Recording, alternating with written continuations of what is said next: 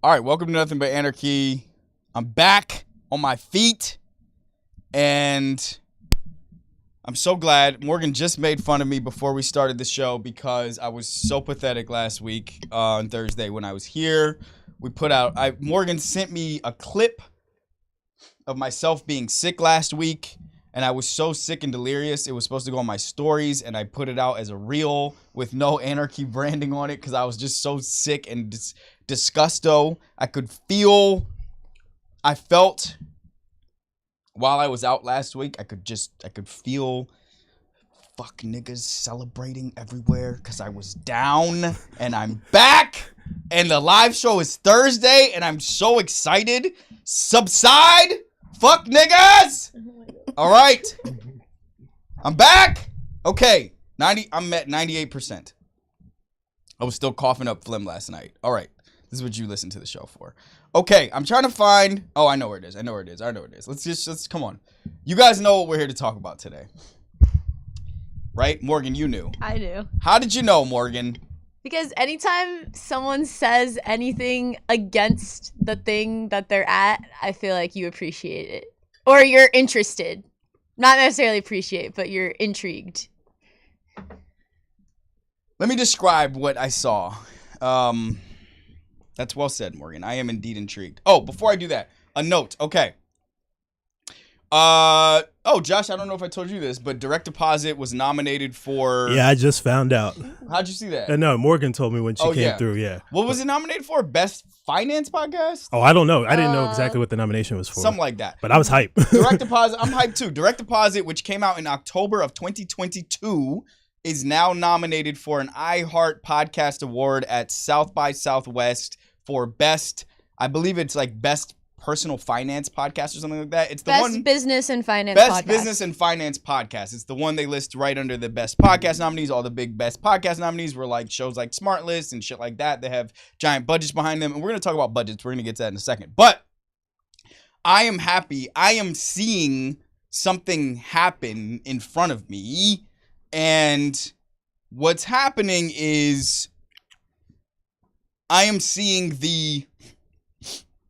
what would you call this? I guess the legacy effect, the compounding effect of media over time. So I'm sitting down last night to do the copyright. I was supposed to talk about Jay-Z, but that's fine.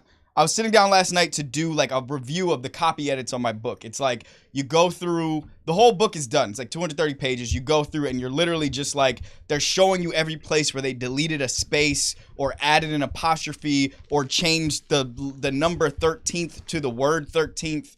And you have to literally review every single one and just make sure you're good with everything that's in your precious book. But at the top of that thing, the publisher, Simon & Schuster's the publisher for me, they format it in a way that I wouldn't know how to format it because it's like, you look at the front of the book and it has all that gobbledygook that we barely ever look at that says like published in these countries by this person and printed here and like yada yada yada. But they put before my title page, there's something there that says This is the second book by Chad Sanders. His first book is Black Magic, yada, yada, yada, the subtitle. And I know, Morgan, I still have phlegm. I'm sorry. I might need a tissue at some point in here. But I didn't expect to feel this because I'm getting excited about the book. I spent the last 2 years writing the book, and that is difficult. Now the book is done. Like, the thoughts and the feelings are in the book. And what happens next is basically a year of decisions to be made about how it looks, finalizing the title, selling the rights in other countries, optioning the rights for film productions if there's somebody wants to try to buy it, making decisions about like press and marketing. And I'm excited because I have dedicated myself to building my own audience over this next year so that when Simon & Schuster publishes it out to their audience, I can also bring my audience to it and that there will be a combining effect. So I'm excited about rolling this thing out over the course of a year. But I didn't expect to feel excited about that first page that says, this is Chad's second book, and his first book is this other book. Because now someone who becomes aware of this book can go and read my first book. And now we know each other a little bit better, you and I, whoever's reading. So when I found out a couple weeks ago, because Morgan calls me and says, hey, this guy emailed and said South by Southwest is recognizing Direct Deposit as one of its nominees. Direct Deposit is my Audible show that came out in October 2022. That's like a long time ago, kind of.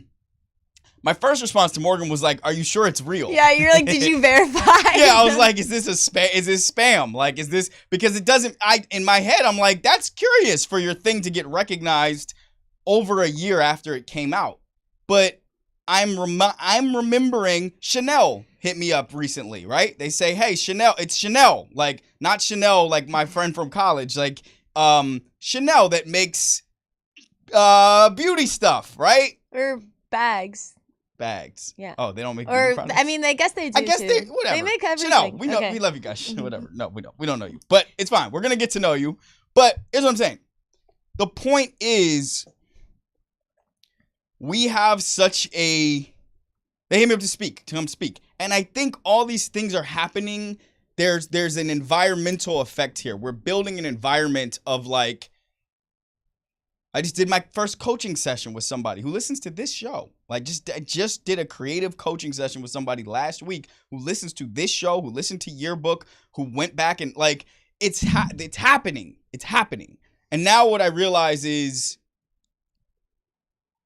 I got to go ask people for money to make it happen faster.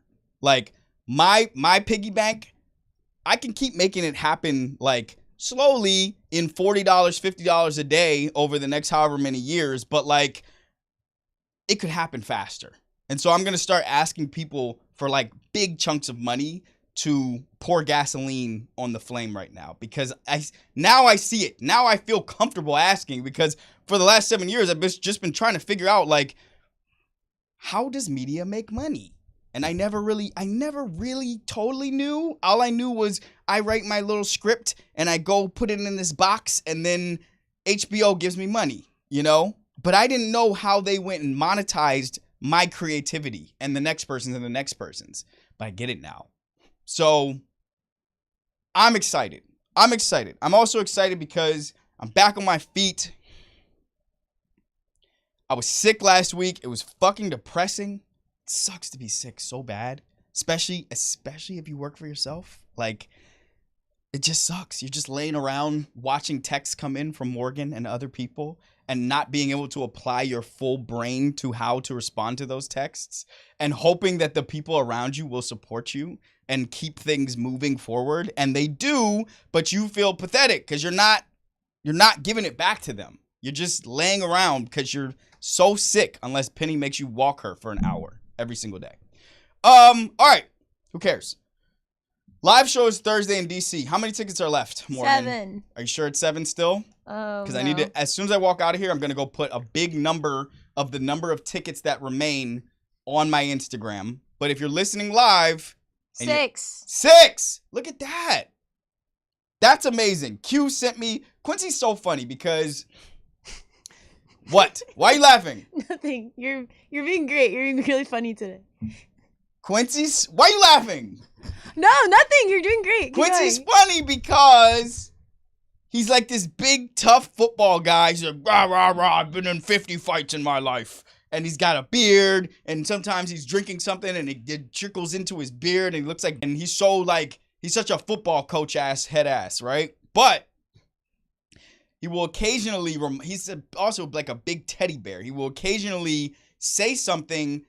You'll get a glimpse of why he is able to connect and resonate so much with people who work in high pressure atmospheres.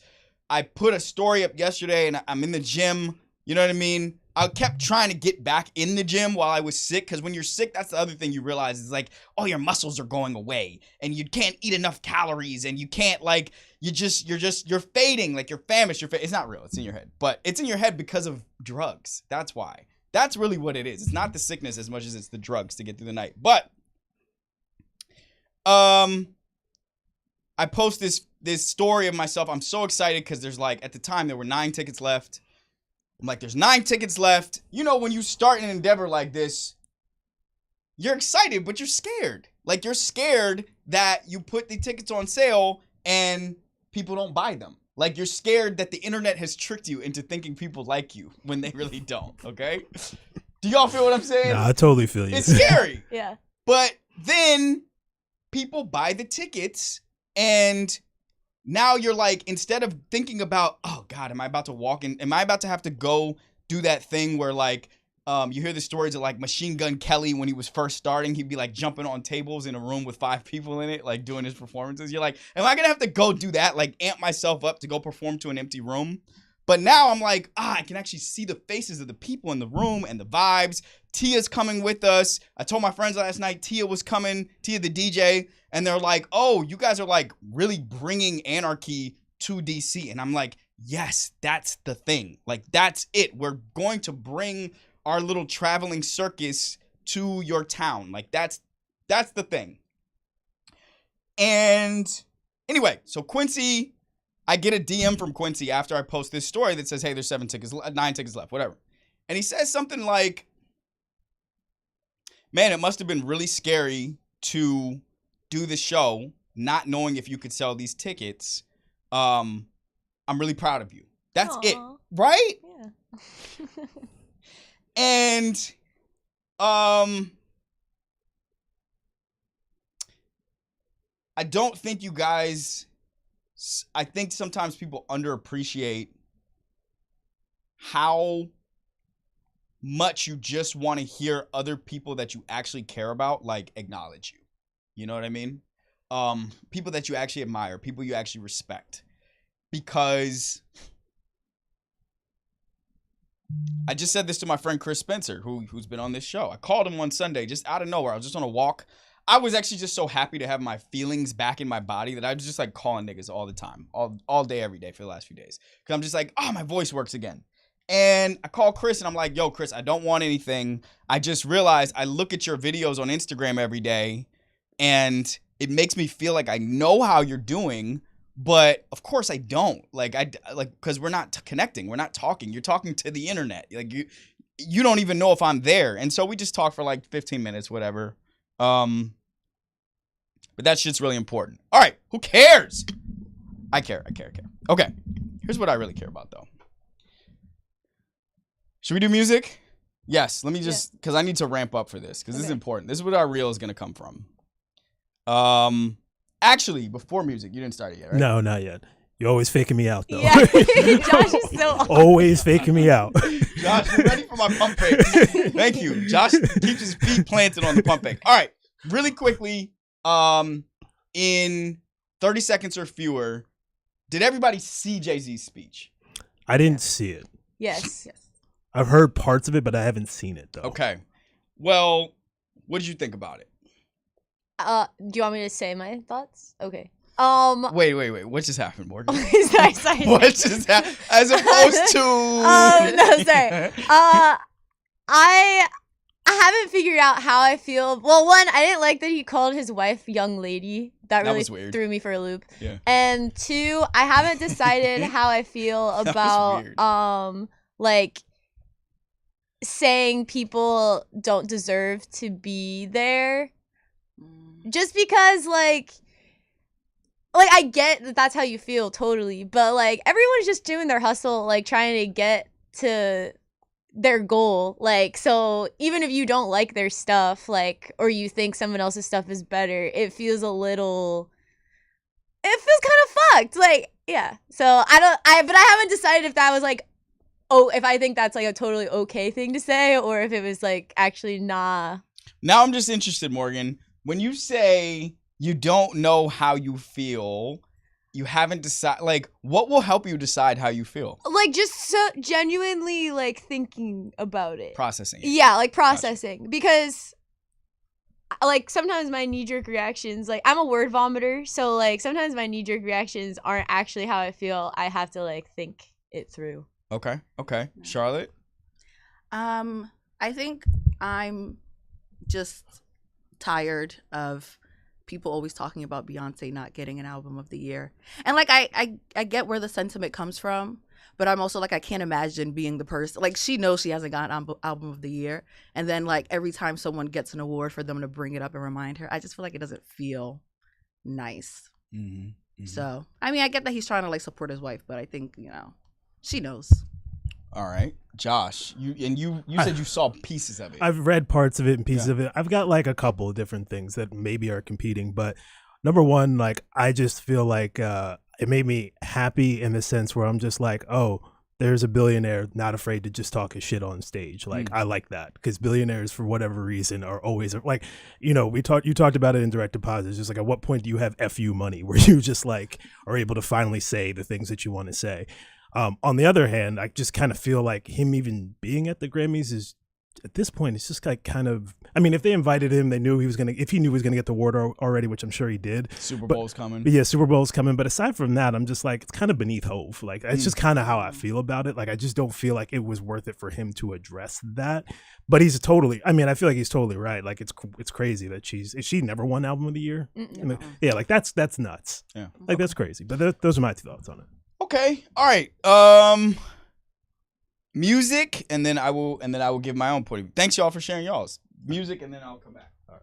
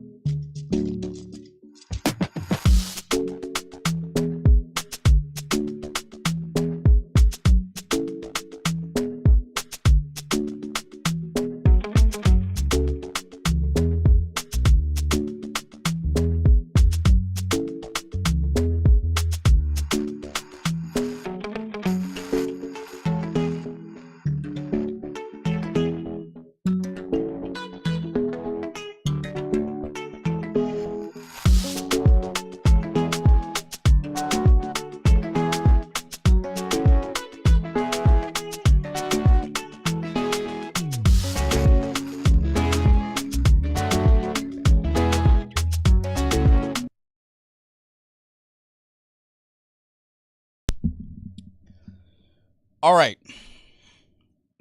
So I said I was ready, and then I'm like, all right, let me think about what I'm going to say.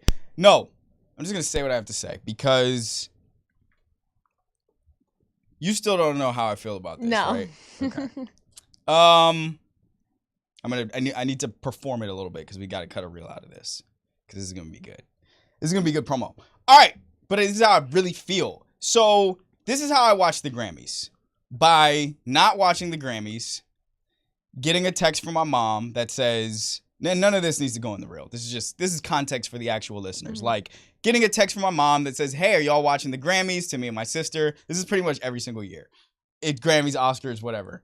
And we're not. Or like maybe my sister's tuning in here and there, whatever. She got 3 kids. Probably not. And this time, and maybe we all do this. I watch things by being told by people that I care about when to watch something, like when to tune into something. Like I trust certain people. There's certain people who will be like, hey, like turn on the Grammys, and I will literally pretend I didn't see the text.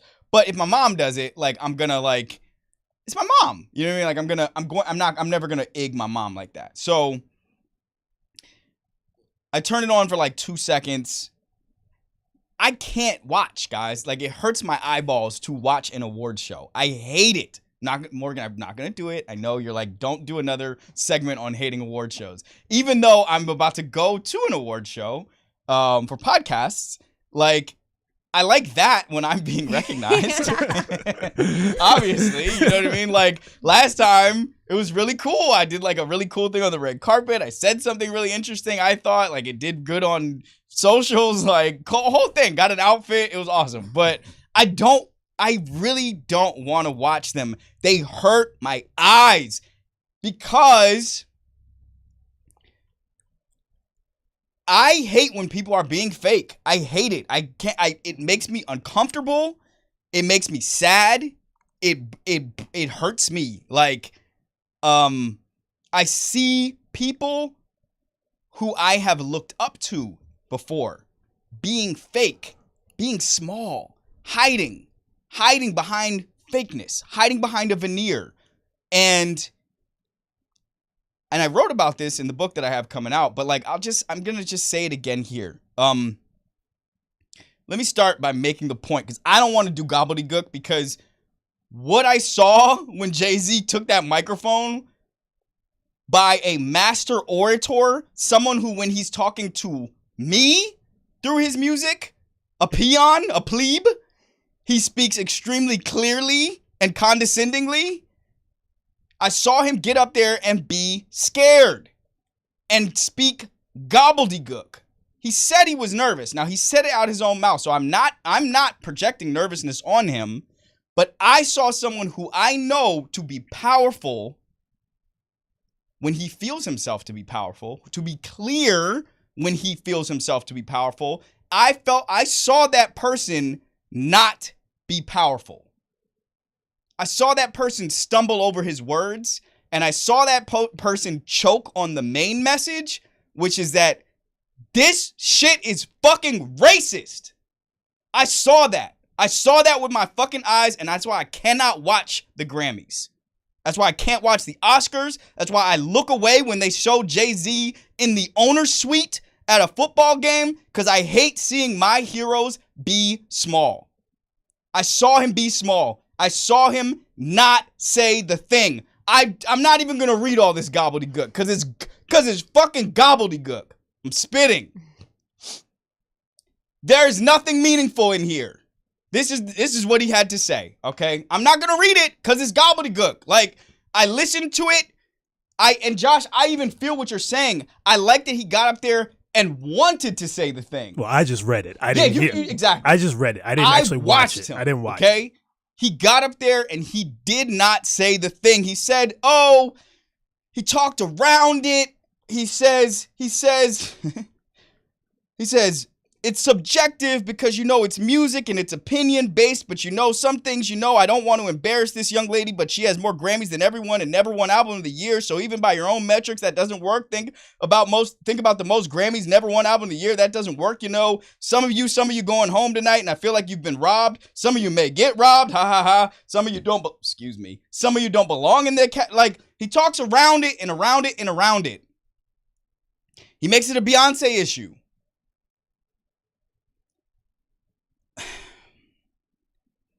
I'm sorry, but I don't care if Beyonce wins a Grammy.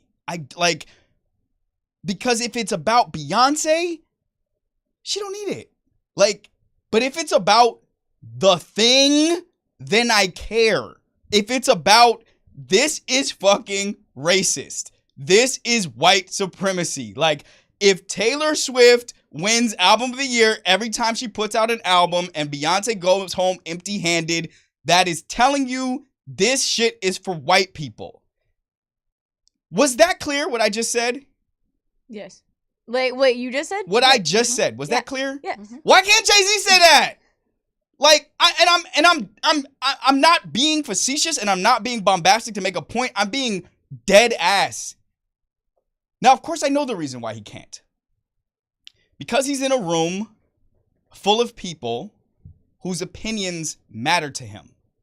When he talks to me on The Blueprint, when he talks to me on 444, when he talks to me on the Black Album,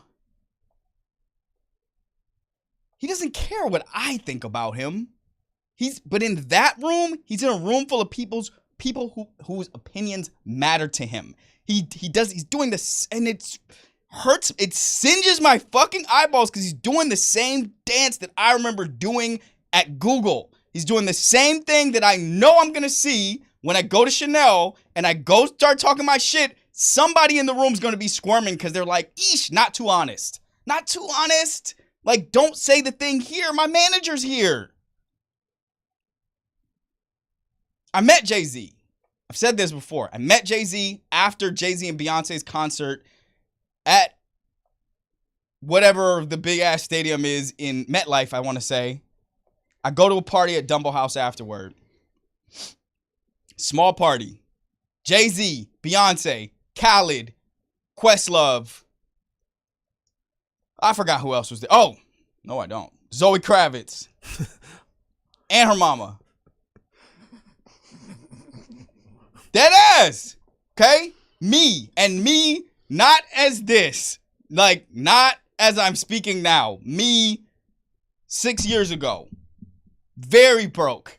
Very much wearing the same outfit every day. Very, I've never been a timid person, but more in a shell, okay? My manager brings me into, if you know Dumbo House, there's the balcony outside. It's summertime, so we outside on the balcony. Small party. Not a very lively one. Of the folks I just mentioned and their dates. Except not Zoe Kravitz. She was there by herself. With her mama. That was her date. My manager comes and gets me. He walks me into the main dining area. He walks me over to there's somebody by the food. It's a tall man by the food, grabbing right off the plates coming out of the kitchen. My manager takes me over there. He says, yo, you always buy the food. It's Jay-Z. My manager says, Jay, I'm starstruck. I've been starstruck probably 3 times in all of this. It was meeting Jay-Z, it was meeting Kanye West, and it was meeting Kim Kardashian. Just by the sheer magnitude of their fame. Just by knowing that when you are around them, you're sort of at point central, ground zero of American obsession, okay? Especially those other two. Shake his hand, and he's a tall guy, man. He's a tall, limber 50-year-old at that point, I guess. And his eyes are piercing through my eyeballs, okay? This is a powerful person. I see and feel someone who I believe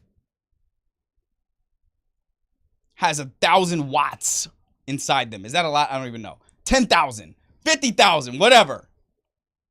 That is not the person that I saw standing on that stage at the Grammys, and I just don't understand why. Why are you so powerful when you're shaking my hand, but so nervous when you have something real and honest that you know is true inside you to say in front of the people who are actually implicated, in front of the people who are actually the ones who are not voting for your black wife to win this award. And what it does to me is it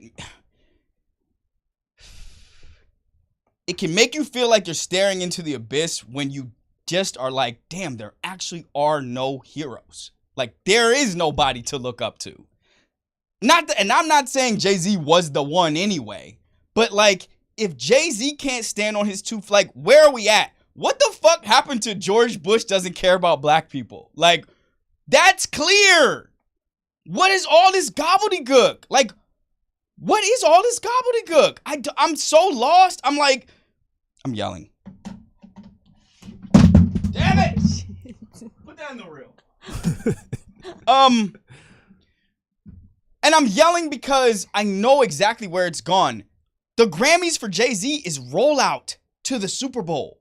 Like, he works with Roger Goodell. He works with Jerry Jones. Those are his counterparts. You know what I'm saying?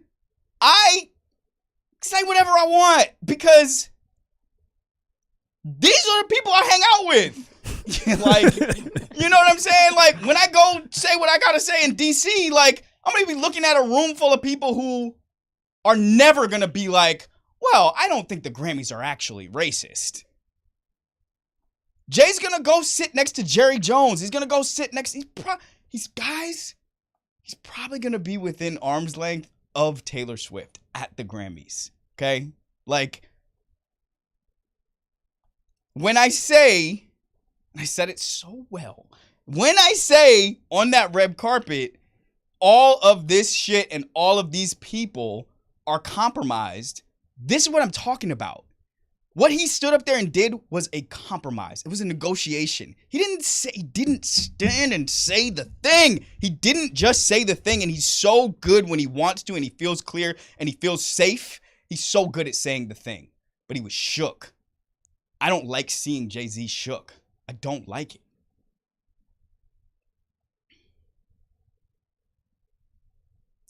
And the reel's in there somewhere. But now I'm just talking.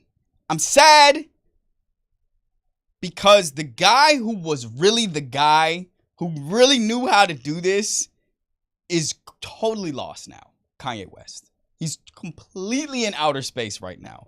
He's the one, like, he started this. He made this a thing, going on that stage and doing the thing. He started a 10-year, we are on like year 10 of a decade-long, might be more than that, of a decade-long Taylor Swift pity party as a country because of what Kanye West did to her when she was like 20 years old, maybe younger. I don't know how old she was. She looks the same. I don't know.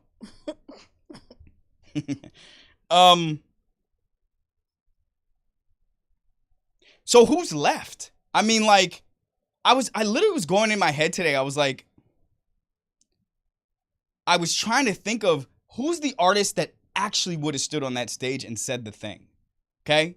Gerard Carmichael kind of tried to do it. Can't really do it as the host. Okay? Like, you can't, like, you can really kill the vibe if you spend the whole night trying to talk that shit. Like, it has to be a moment. And I'm like, who is the artist who could do it? Kendrick won't even show up for this kind of thing. It's definitely not going to be Drake. Tyler, the Creator comes to mind, but like, Tyler, the Creator comes to mind. Rihanna? It's not Beyonce. Like, who is willing to forfeit just a little bit of love from wealthy white people to have more? Oh, this got to go in the reel. Fuck, I got to say it again now. Who is willing to say, I'm sorry, I'm writing in front of you guys, but this is important because this needs to be said and I need to promote the show. Who is the artist? Who is the person who is willing to forfeit the love and admiration of white people and wealthy white people? Just a little bit of it. Like, just a little bit. Who is willing to give up just a little bit of love and admiration from white people for the love of their own fucking people? Like, who will do it? And when Kanye West did it, it sent this man on a fucking tailspin that I believe he is still on to this moment. Like, my dream is that I want the Chiefs to win the Super Bowl because I root for the black quarterback, Patrick Mahomes. I also just root to, all right, I'm doing sports now. I root to see, I like feeling like I'm seeing and being a part of something that's the greatest. And that's what I feel when I see Pat Mahomes play football. I'm like, ooh, he has a chance to pass Tom Brady. That's awesome. I love feeling like I'm obviously not a part of it, but I'm here in culture. I'm in the world while it's happening. I love that. We need to do a quick LeBron sideswipe here. Of course. Somehow, some way. I don't know how you're about to do this. But. Well, because what I know about the LeBron fan is this. By the way, guys, I started as a LeBron fan, okay? I did. When he got into the league, I was on board. I was like, ooh, this is the shit. And then I realized this is the pragmatist in me. I think LeBron fans are very unrealistic people, which is why they are willing to go for the LeBron marketing machine, is because they like to be led somewhere that even if it's not real.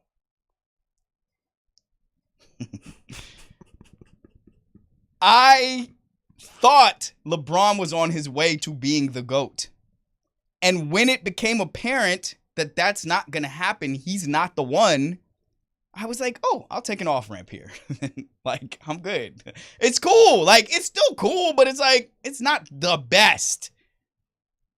Pat Mahomes seems to be on the road to being the best. And if it's not going to work out, I will be willing to admit, oh, it didn't work out. I'm not going to do what LeBron fans are doing right now, which is trying to bend the truth and history around the thing that they saddled up for like 6-year-olds as adults to hope and hold on to this idea that this avatar for themselves became the GOAT. It just didn't happen. That's it. Back to Pat Mahomes. Here's what I want to happen. I want the Chiefs to win the Super Bowl. I want Travis Kelce to be the Super Bowl MVP. I want Taylor Swift to come and find him on the field. Travis bends down on one knee. He holds up a $300,000 engagement ring with a sponsor on it. And then I want Taylor Swift to unzip her bodysuit. And underneath her, it was Kanye the whole time! And then he comes back to us. And this was his whole magic trick this whole fucking time, was that he was going to pull the ultimate deception on us, which is to walk in a white woman's skin to feel what it is to be loved the way that the white woman is loved in this country. All the way to the highest pinnacle moment of that adoration, like winning Grammy, album of the year, doing it again to Beyonce, getting the big athlete Super Bowl MVP to propose to you, and then he comes out and he's Kanye West, and then everybody turns on him, and it's just like I just think it would be such a fantastic trick of artistry to show how fast this country would go from loving the fuck out of the person in that suit to hating them with the ferocity of a million gazillion thousand suns in an instant. That's what I pray will happen. I think I have a shot. All right. I don't know though, because people are saying Kanye got a BBL and Taylor Swift definitely don't have a BBL. Okay. Let's play some music. Oh my God.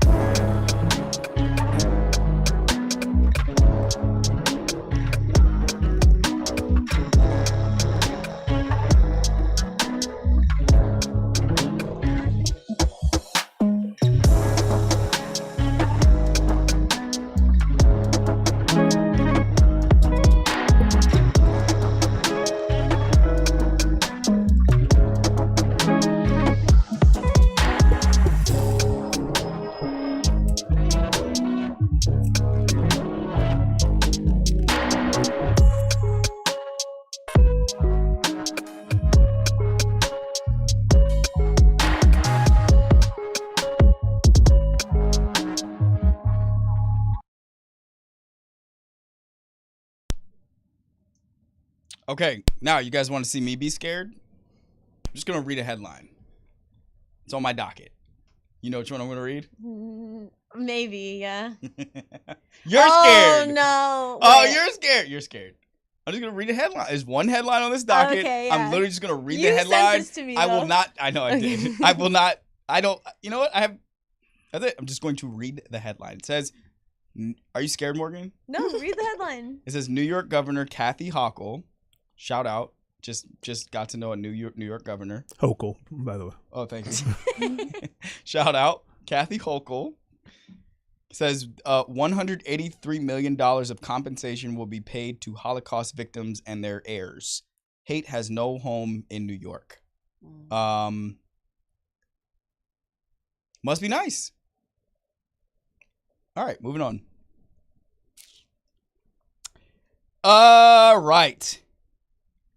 Killer Mike got arrested after the Grammys. You want to know another way to know that we are not invited to the party? Is like when you win Grammys and then you get arrested, citizens arrest after the Grammys. I don't even know. Does anybody know?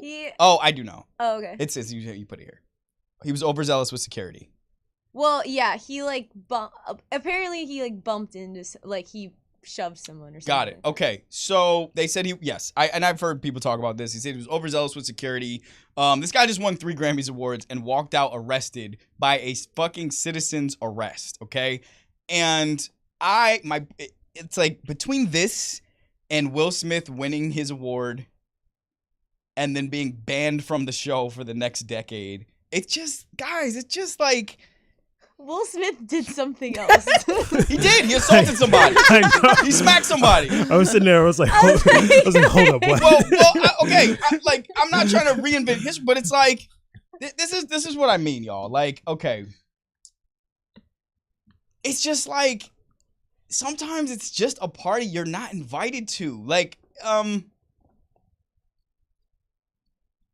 I've had some I've had some meltdowns in public areas. Like, I've had some bad moments at a party. I can think of one particular bad moment on a party bus. And the reason for it was because I went with friends somewhere that I was not supposed to be. Like, I'm not even talking about race. This isn't college. So, like, it's all niggas. But fuck it, I'll tell the story a little bit. Why not? So we lived in Cascade. I lived with 3 of my guys. 3 dudes living in a townhouse in Cascade. That's like West Atlanta, maybe 15 minutes from the school. Gated townhome community. This is how cheap Atlanta was at the time. Gated townhome community. I believe the 4 of us lived in there and paid something like $3,000 to $3,500 a month for the whole place. The 4 of us. Big ass house.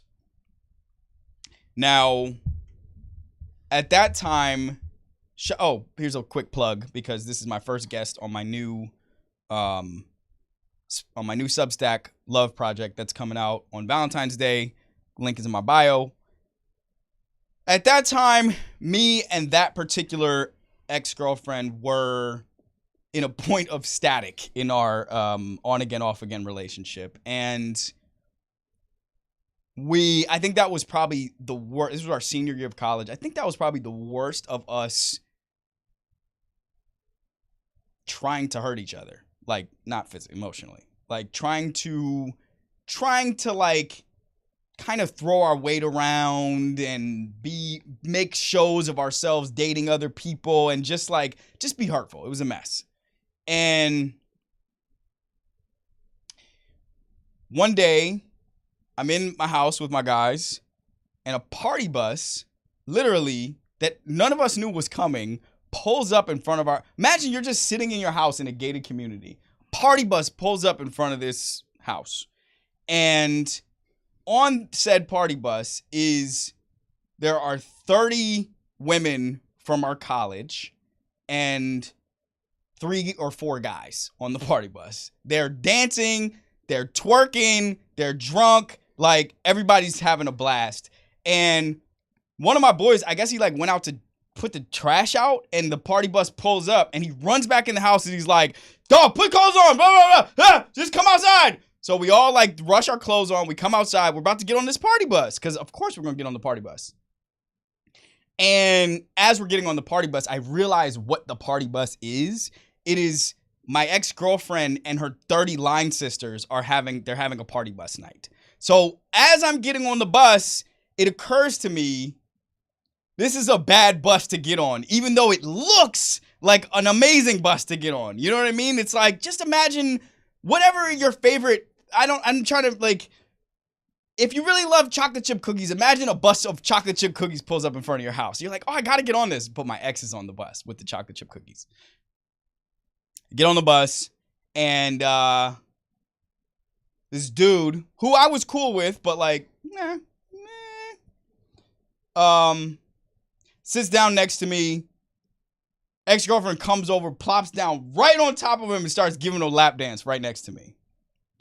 And I am in college, like, I wasn't fully socialized yet as an adult. My frontal lobe had not completely formed at that point in time. And I was the type of person who, like, who, when incited and said in such a way, like, I just let it flow. You know what I mean? Like, I've never been a violent person, but I just was like, I knew how to make a big scene and how to make everything that I felt make everybody around me also have to feel that thing in the moment. So that's what I did. No further details. That was me getting involved in a party that I wasn't supposed to be at. The analogy that I'm making here is like, Will Smith, whether or not you are winning an Oscar, you're not actually supposed to be there. If you feel that tense in the room, if somebody can get under your skin that easily and that deeply in that room, like, you're not supposed to be there. Just leave. Like, I'm sorry, not Will Smith, just leave. But I just mean, like, Chad, just get off the party bus. Like, why is the allure of these rooms so defining? Like, I'm like, I didn't even know there were podcast awards at the South by Southwest, but I was so tickled. I was like, oh my God, they like me? Oh, marketing. Transition.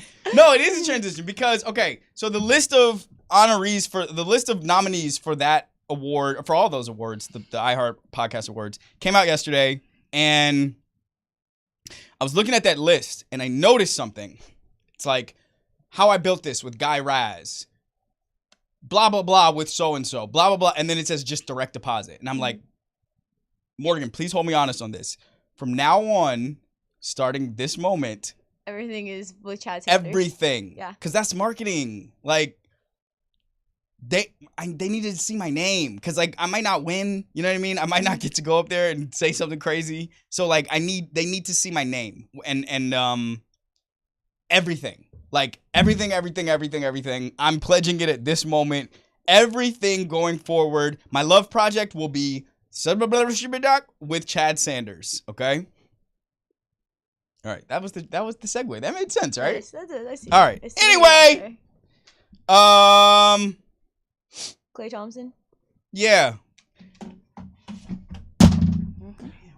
Gonna have to send an invoice for that at some point. Oh, shit. No. Okay, it'll never happen again now. Okay. I watched a video. I like Klay Thompson. Sorry. I watched a video of Klay Thompson in the locker room. Klay Thompson sucks now. He's like, it's like, ooh, it's so bad. Like, when even just looking at his box scores, I'm always like, oof. Like, I think he had 8 points last night. He didn't get to finish the game. And I watched a video of him this morning in the locker room. And I've never really been like a fan of teams in the NBA like that. Like, I think like a lot of NBA fans, I have favorite players, and whatever team they're on, I rally. And so Steph Curry's one of my favorite players ever. And so I have been behind the Warriors for this whole time. You know, I mean, literally since Steph Curry was drafted, I've been about the Warriors. Which is why I like the Celtics now. because I like the players. I like the Knicks because I like a couple of the players. But Klay Thompson, like it's falling off. The wheels are falling off. Like he just can't do it. He's just not really good anymore. And he's a starter, and he's an icon. He'll probably have a statue in front of that building, in front of their arena, along with Steph and Draymond, I would guess, at some point. And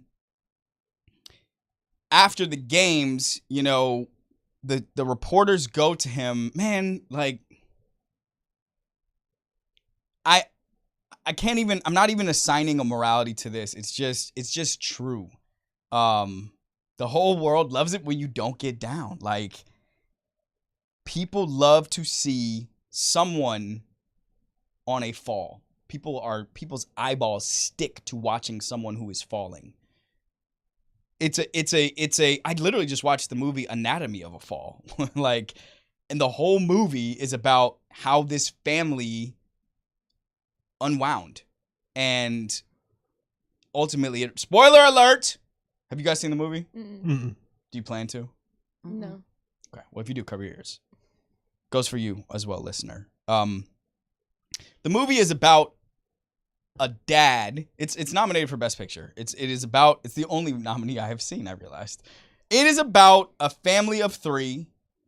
Mom, dad, son who is 10, 11-ish and pretty much legally blind, and their adorable, phenomenal like Aussie Shepherd dog that deserves an Oscar because the dog's acting is so crazy. Like, I'm blown away by the dog. The dog, I'm gonna give y'all so many spoilers. At one point in the movie, the little boy, who's kind of creepy in moments, he gives the dog Advil because he wants to see like what will happen to the dog. And it cuts to the next shot of the dog, like the next day, dead. And I'm like, I know. And I'm like broken. And I'm like, I'm so sad. I wish I had gone on that website to see, like, does the dog die? I think it's called doesthedogdie.com.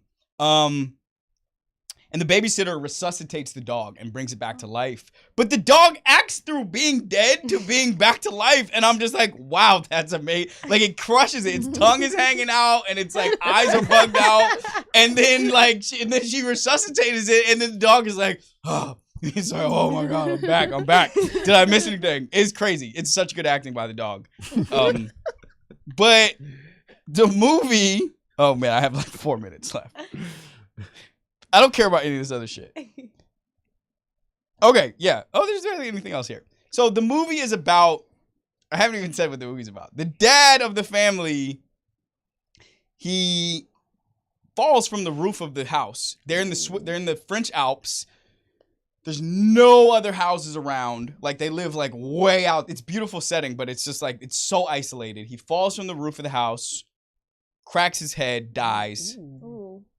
And the boy and the dog coming back from a walk. The dog like helps the boy go on walks because he's blind. And they find him. The boy yells for his mama, mama, mama. Mom comes out, sees the man. The whole movie is about trying to decipher whether or not he jumped, whether or not he slipped, or whether or not she pushed his ass out the window. And another spoiler alert, you don't get the answer at the end, which I kind of hate, but it leaves you to theorize, and there are many believable theories as to how this happened. At one point, I'm thinking like, and this is still my working theory, I think the mom really resents the dad because he was watching the kid when the kid was blinded.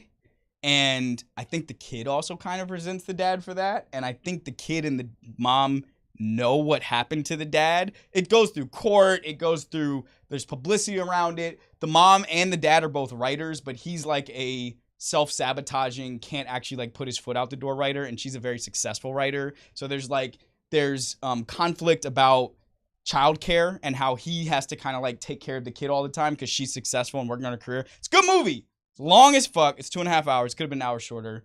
At one point, I'm watching the movie. They're speaking English because the mom's German, the dad is French, so they speak English to like come to middle ground. But at certain points, it's like all in French, and there's no subtitles on. I'm just like, am I just supposed to just like be vibing with this? Like, am I just supposed to just like guess? So then I turned on the subtitles so I could read what they were saying. But anyway, why am I even talking about this? Oh, Klay Thompson. Because Klay Thompson I have 1 minute left. He's falling. And people love to watch a fall. Like, people love to see a champion,